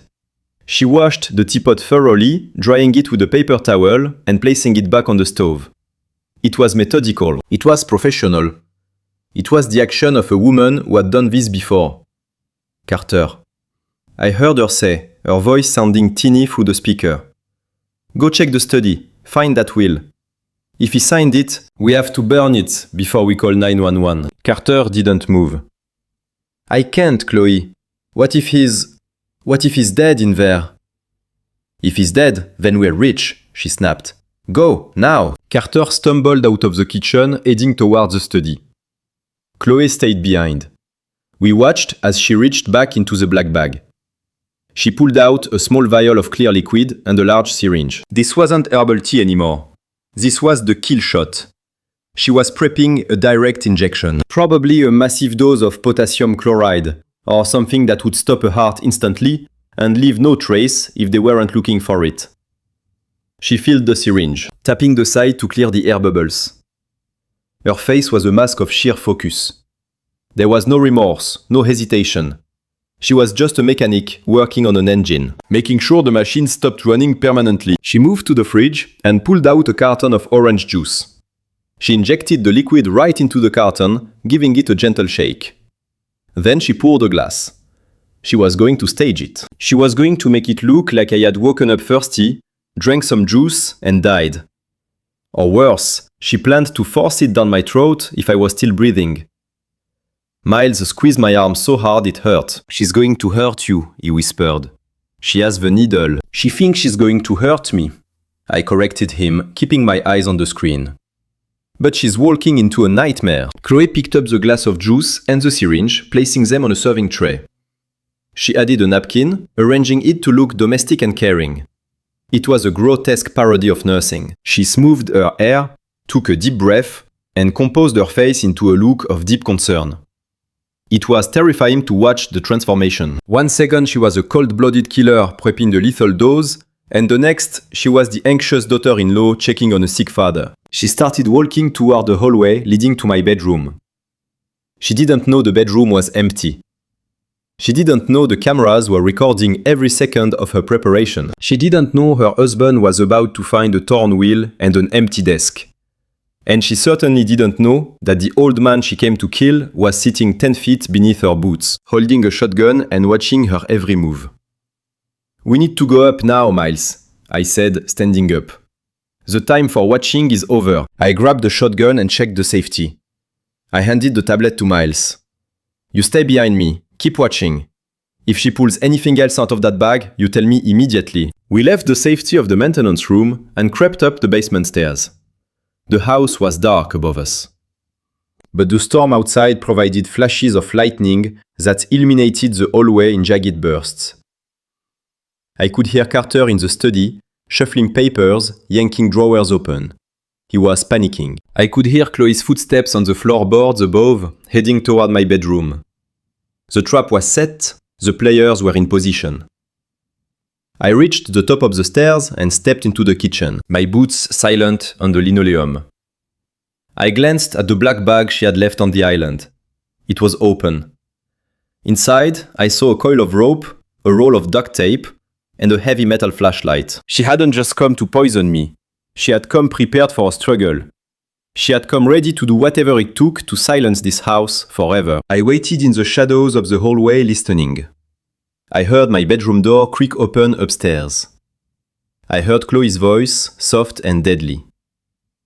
Dad, are you awake? It's Chloe. I brought you some juice. There was no answer because the bed was empty. There was a moment of silence. Then a shriek of absolute rage tore through the house. Carter. He's not here. Find him. The game was on. I racked the shotgun. The loud, unmistakable clack echoed in the quiet house. It was the sound of Judgment Day, and I was the judge. The sound of the shotgun racking echoed down the halls like thunder sealing their fate. Upstairs, I heard the frantic scramble of footsteps as Chloe dropped her nurse act and turned into a cornered animal. She bolted out of the bedroom, her face twisted in a mask of confusion and fury. Carter came running out of the study, clutching a handful of papers, his eyes darting around the dark landing like a trapped rat. They met at the top of the stairs, two conspirators, simultaneously realizing the script had flipped. "Where is he?" Chloe hissed, grabbing Carter by the lapels of his soaked jacket. "The bed is empty. The sheets haven't even been slept in." "I don't know," Carter stammered, his voice pitching high with panic. The study was empty too. There was no will, Chloe. The desk was bare. He lied to us. He didn't lie, he baited us, Chloe snarled, shoving him away. He knows. Somehow he knows. We have to find him. He couldn't have gone far. He's an old man with a bad heart, remember? She was still trying to salvage the plan, still trying to force reality to bend to her will. But I was done letting her write the narrative. I reached over to the smart home control panel I had installed on the wall by the back kitchen. I hit the button for the whole house intercom. My voice, amplified by speakers in every room, boomed through the house. Calm and authoritative. The voice of God judging the sinners. "Welcome back from your cruise, kids," I said into the mic. I hope the weather was better in the Caribbean than it is in this hallway. I watched on the monitor as they both froze. They stared up at the ceiling as if expecting the house itself to collapse on them. Dad Carter called out, his voice shaking. "Dad, where are you? We came back because we were worried. We heard you were sick." "Save it, Carter," I said, my voice ice cold. "I know why you're here. I know about the tea. I know about the $5 million policy. And I know about the debt. Come downstairs, both of you, now." Chloe grabbed Carter's arm. Her eyes were wild, darting toward the front door. "We are leaving," she whispered loud enough for the hallway mic to pick up. "We get in the car and we drive until we run out of gas. You can try," I said over the intercom. "But the cops are already at the end of the driveway and Detective Hayes is watching the back exit. There's nowhere to run, Chloe. The only way out is through the living room." She froze. The mention of Hayes' name seemed to hit her harder than the threat of police. She knew who Hayes was. She knew that if a private investigator was involved, her past life as Vanessa Pierce was no longer a secret. She looked at Carter, and for the first time, I saw fear. Real fear. Not just the anxiety of getting caught, but the sheer terror of a predator realizing she's the prey. They walked down the stairs slowly. Chloe was still holding the tray with the poisoned orange juice, her knuckles white as she gripped the handles. It was absurd. A woman carrying a murder weapon disguised as a refreshment while walking into a trap. Carter trailed behind her, looking like a man walking to his own execution. They reached the bottom of the stairs and turned into the living room. I hit the master switch. The overhead lights flooded the room with a blinding glare, banishing the shadows. I was sitting in my high-backed armchair, the Remington shotgun resting casually across my knees, my finger near the trigger guard. I wasn't wearing the powder on my face anymore.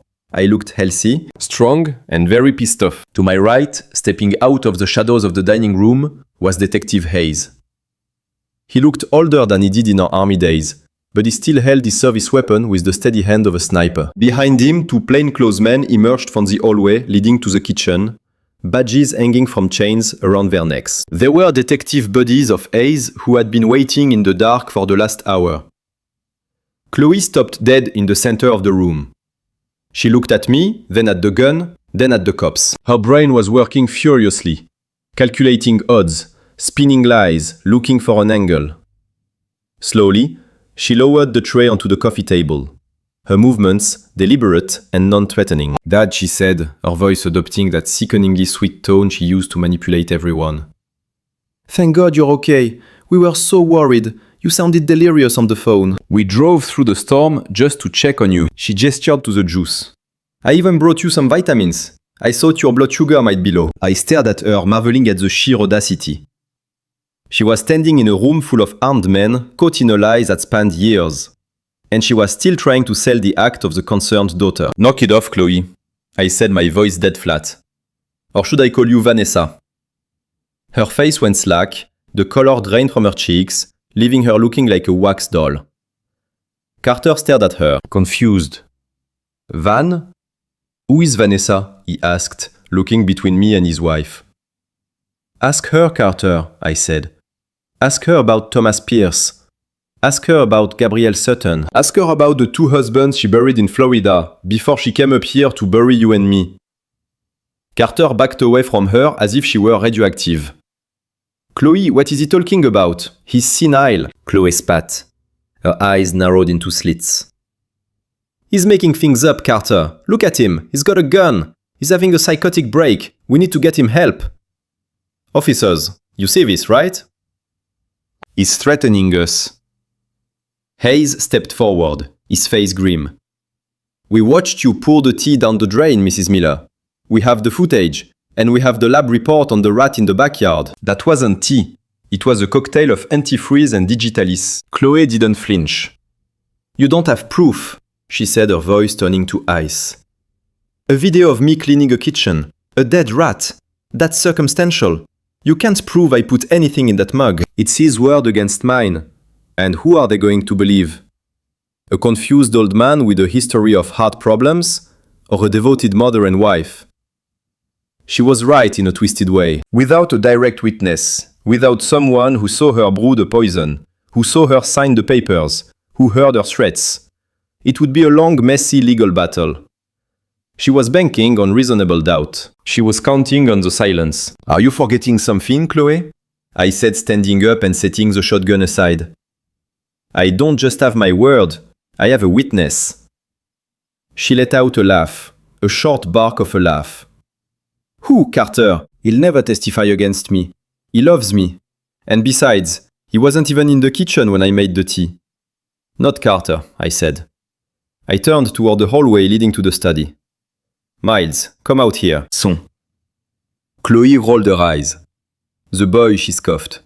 He's mute, Hank. He has brain damage. No court in the world will let a mute kid testify. He can't even tell you what he had for breakfast, let alone accuse me of a crime. Miles stepped into the light. He was clutching his blanket in one hand and the tablet in the other. He looked tiny in the bright room, but he stood tall, his chin tilted up in a way that reminded me of my own father. He walked past Hayes, past the cops, and stopped right in front of his parents.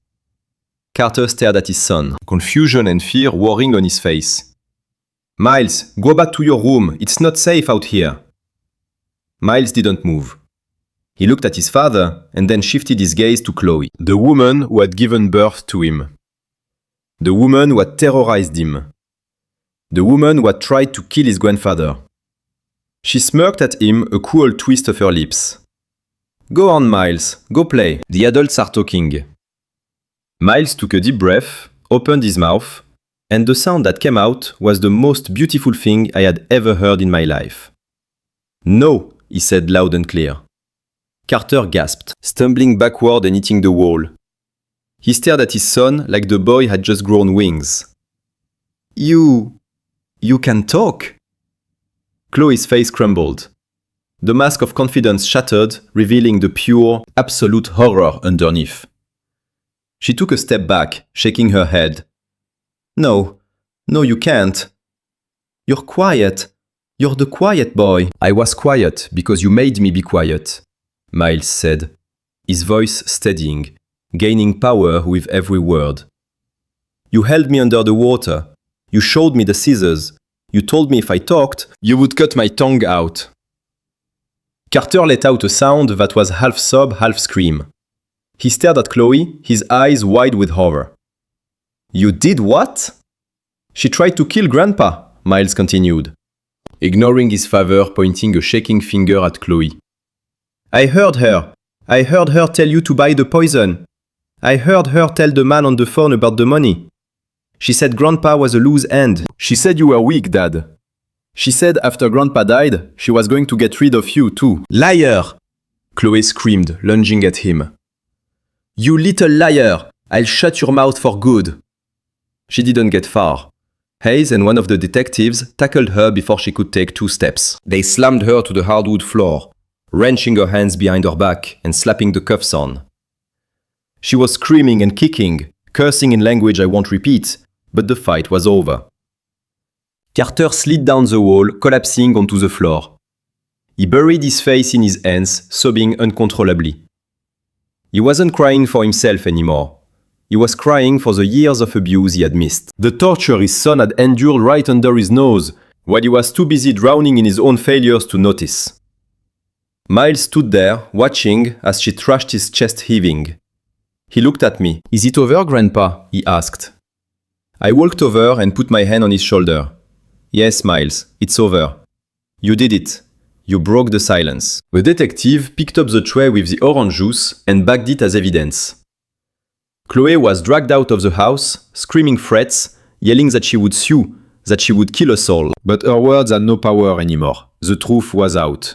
The silence had been broken, and the testimony of a boy who found his voice was the strongest steel I had ever seen. The blue lights of the police cruisers flashed through the living room window, casting long dancing shadows against the walls of the home I had fought so hard to defend. I watched as the officers hauled Chloe away, her wrists bound in steel, her face a mask of twisted rage that stripped away every layer of the pious daughter-in-law she had pretended to be. She didn't look back at her husband or her son. She just glared at me with a hatred that could burn through steel. But her eyes held no power over me anymore. Hayes handed the evidence bags to the lead detective, the vial of digitalis, the syringe, and the recordings from the hidden cameras that captured every second of her preparation. It was airtight. It was undeniable. Carter was still on the floor, weeping into his hands when the officer pulled him up. He didn't fight. He looked like a man whose soul had been scooped out, leaving only a husk of fear. He looked at me with red, pleading eyes. "Dad, please!" he managed to choke out. "She made me do it. I was scared, Dad. I didn't want you to die. You have to help me. I'm your son." I looked at the man I had raised, the boy I had taught to fish, the man I had bailed out of debt time and time again. I searched for a spark of the integrity I had tried to instill in him, but I found nothing but cowardice. He had signed the insurance policy. He had stood by while his wife tortured his own son into silence. He had driven to a motel to wait for my heart to stop. I stepped closer to him, my face inches from his. "You are not my son," I said, my voice low and unyielding. "My son would have died before he let anyone hurt his family. You're just a man who held a knife while she twisted it. You didn't want me to die, Carter, but you are willing to let it happen to save yourself. That's not fear. That's treason," he sobbed, reaching a hand out toward me, but I turned my back on him. I walked over to Miles, who was standing by the window, watching the scene with a solemn expression. I put my arm around his shoulders, and we didn't look back as they dragged Carter out the door. The sound of the squad car doors slamming shut was the period at the end of a long, painful sentence. The months that followed were a blur of legal proceedings and media frenzy. The story of the Black Widow and the mute boy who saved his grandfather made national headlines. Detective Hayes' investigation proved to be the final nail in Chloe's coffin. The police in Florida reopened the cases of her previous husbands, exhuming bodies and finding the chemical traces that modern forensics had missed a decade ago. The diary I found in the logbox detailed not only her plans for me, but her intentions to dispose of Carter once the money was secured, and to send Miles to a state facility where he would be forgotten. She was a monster wearing human skin. The trial was swift. Chloe, or Vanessa, as the court called her now, tried to plead insanity, but the cold calculation of her journals made that impossible. She was convicted of attempted murder fraud and 2 counts of first-degree murder in Florida. The judge sentenced her to life in prison without the possibility of parole, sparing her the death penalty only because she agreed to sign over the hidden funds in the Cayman Islands to the families of her previous victims. She was led away in shackles, smiling chillingly at the cameras, a caged but unrepentant predator. Carter's fate was less severe but no less tragic. He pleaded guilty to conspiracy to commit murder and insurance fraud.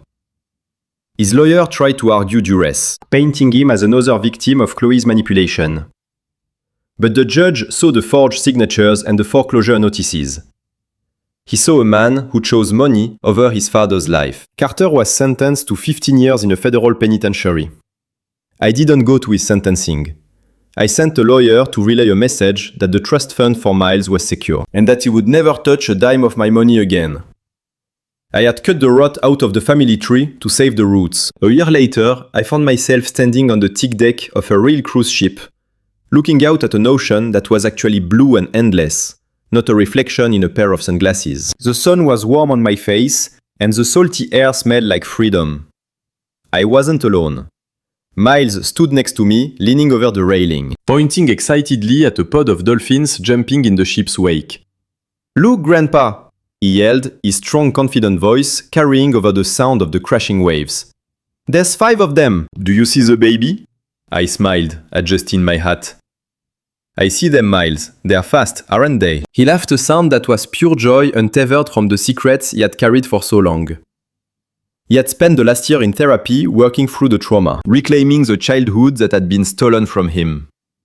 He was at a new school, making friends and talking so much, his teachers sometimes had to ask him to give the other kids a turn. It was the best problem I had ever had to deal with. I looked at him and realized that even though I had lost a son, I had saved a man. Miles was the future of the Miller name. He had the strength his father lacked. He had the courage to speak up when silence was safer. He had faced a monster and won. The $12 million was safely locked in the trust managed by my sister and Arthur Hayes, waiting for the day Miles was ready to use it. But standing there, watching him laugh at the sea, I knew the money wasn't the legacy. The legacy was the truth. The legacy was the courage to do the right thing, even when it cost you everything you thought you loved. Miles turned to me, his eyes bright. "This is way better than the motel, right, Grandpa?" I chuckled, wrapping my arm around him. "Yeah, Miles, this is way better." He hugged me tight, burying his face in my shirt. "I love you, Grandpa. Thanks for believing me." I held him close, listening to the steady beat of his heart. "I love you too, son," I said. "And thank you for saving me." Blood makes you related, but loyalty makes you family. I learned that the hard way in a cold house with a cup of poison in my hand. But looking out at the horizon, with my grandson by my side, I knew we had weathered the storm. The silence was broken for good, and the future was loud and bright. The cruise was just the beginning of our healing. But the scars from a war like the one we fought don't just fade because the sun is shining. 5 years passed. 5 years of peace. 5 years of watching Miles grow from a traumatized child into a 13-year-old young man who was taller than me.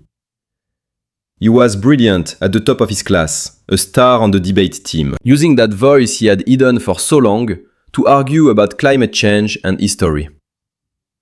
I was 79, now slowing down my joints, a little stiffer, my heart a little more tired. But my spirit remained unbroken, because I had a purpose. I had to see Miles into adulthood. I had to make sure the fortress we built stayed strong. But evil doesn't just go away. It festers in the dark.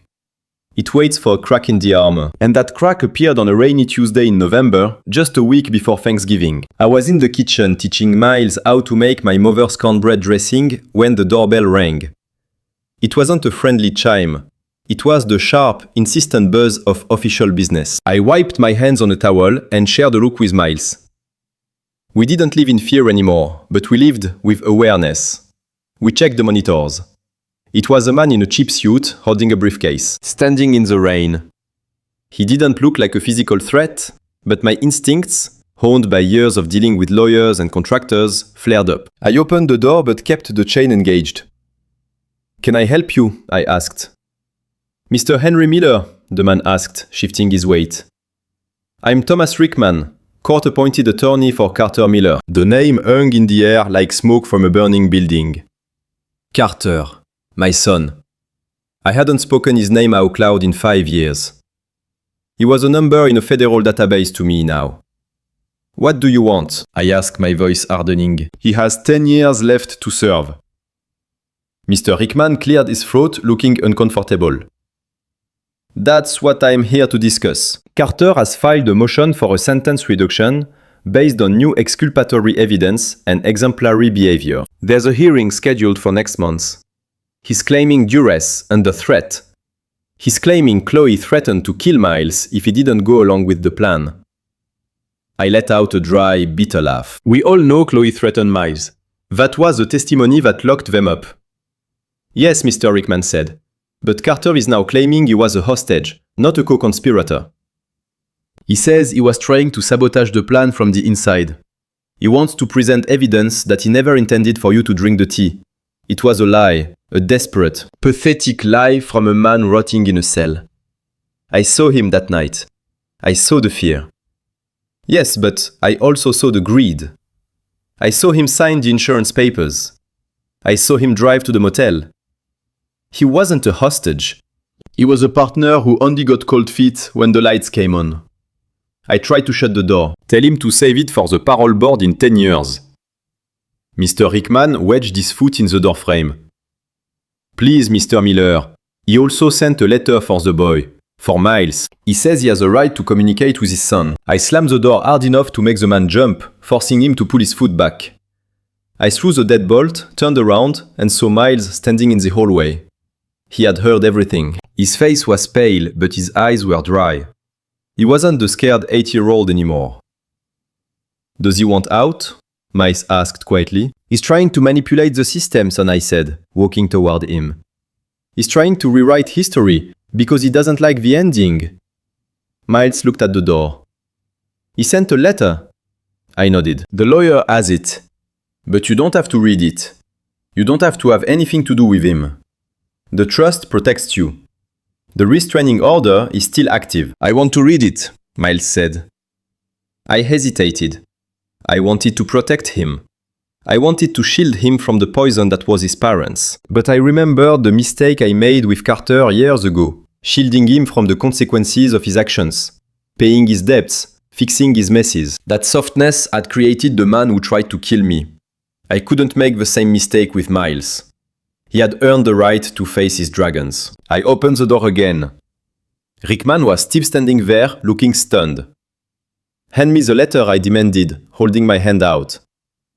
And tell my son that if he ever sends a lawyer to my door again, I will use my fortune to hire a legal team that will make sure he never sees daylight again. Rickman handed over a plain white envelope and practically ran back to his car. We went back into the kitchen. The cornbread mixture sat forgotten on the counter. Miles took the envelope. His hands were steady as he tore it open and unfolded the cheap lined prison paper. I watched his eyes scan the page back and forth. I watched his expression shift from curiosity to disgust and finally to a cold acceptance. He handed the letter to me. Read it, Grandpa. I put my reading glasses on. The handwriting was messy, desperate. My dearest Miles, I hope you are doing well. I dream about you every night. I am so sorry for everything. You have to understand. I was scared. Your mother, she's a monster. She told me she would hurt you if I didn't help her. Everything I did to protect you. I signed the papers because I thought it was the only way to keep you safe. I never wanted Grandpa to die. I was going to stop her, I swear. Please, tell the judge you remember I tried to protect you. Tell them I'm not a bad man, just a weak one. I love you more than anything. Please, help me come home. Love, Dad. I lowered the letter, fighting the urge to tear it into confetti. It was a masterpiece of manipulation. He was playing the I did it for you card, the ultimate guilt trip to lay on a kid. He was trying to place the burden of his freedom squarely on the shoulders of the son he had abandoned. What do you think, Miles? I asked. Miles took the letter back, walked over to the trash can, held his hand over it, and then stopped. No, he said, if we throw it away, he wins. He'll think we're afraid of his words. He walked over to the drawer where we kept the matches for birthday candles. He struck a match and held it to the corner of the paper. We watched as the flames curled the edges, turning the lies into ash. He dropped it into the stainless steel sink and watched it burn until it was nothing but black dust. He says he did it to protect me, Miles said, his voice hard. But he didn't. You did. He stood there and watched her hold me under the water. He stood there while she threatened to cut me. He didn't protect me, Grandpa. He just watched. And now he wants me to lie for him. He looked at me. We have to go to the hearing, Grandpa. I stared at him. Miles, that's a courtroom. It's going to be intense. Carter will be there. Chloe might even be called in via video link. You don't have to put yourself through that. I'm not going for him, Miles said. I'm going for me. If I don't go, he tells his story. He tells the judge he was a hero. I need to tell them the truth. I need to shut the door, Grandpa. Not just lock it. I need to weld it shut so it never opens again. I smiled. That was my boy. That was the steel shining through. All right, I said. We'll go. But we aren't going alone. I called Arthur Hayes. I told him to gear up for war. I called Detective Hayes. I told him to dig up every infraction, every disciplinary report, every intercepted letter Carter had sent or received in prison over the last 5 years. If Carter wanted a hearing, we were going to give him a trial. The day of the hearing dawned grey and bitter cold. The courthouse was a formidable building of stone and glass, but it held no terror for me. I walked in with Miles by my side. He was wearing a suit we had bought just for the occasion. He looked like a sharp, serious young attorney. The courtroom was small. It was a motion hearing, not a full jury trial. The judge was a stern woman named Judge Herrera. Carter was sitting at the defense table in his orange jumpsuit. He looked older, thinner, his hair thinning on top. When he saw Miles, his face lit up with a pathetic hope that made my stomach turn. "Miles," he whispered. Miles didn't look at him. He looked straight ahead at the judge. The proceedings were standard at first. Rickman gave an impassioned speech about Carter's rehabilitation, his religious conversion, his remorse. He painted a picture of a man dominated by a psychopath, a victim of circumstance. It was a good story. If I didn't know better, I might have felt sorry for him. Then it was our turn. Arthur stood up. "Your Honor, we would like to submit a witness statement. Miles Miller." Carter started crying, soft sobs designed to elicit sympathy. Miles walked up to the stand. He didn't need the booster seat anymore. He adjusted the microphone. "State your name for the record," the judge said gently. "Miles Miller," he said, his voice filling the room.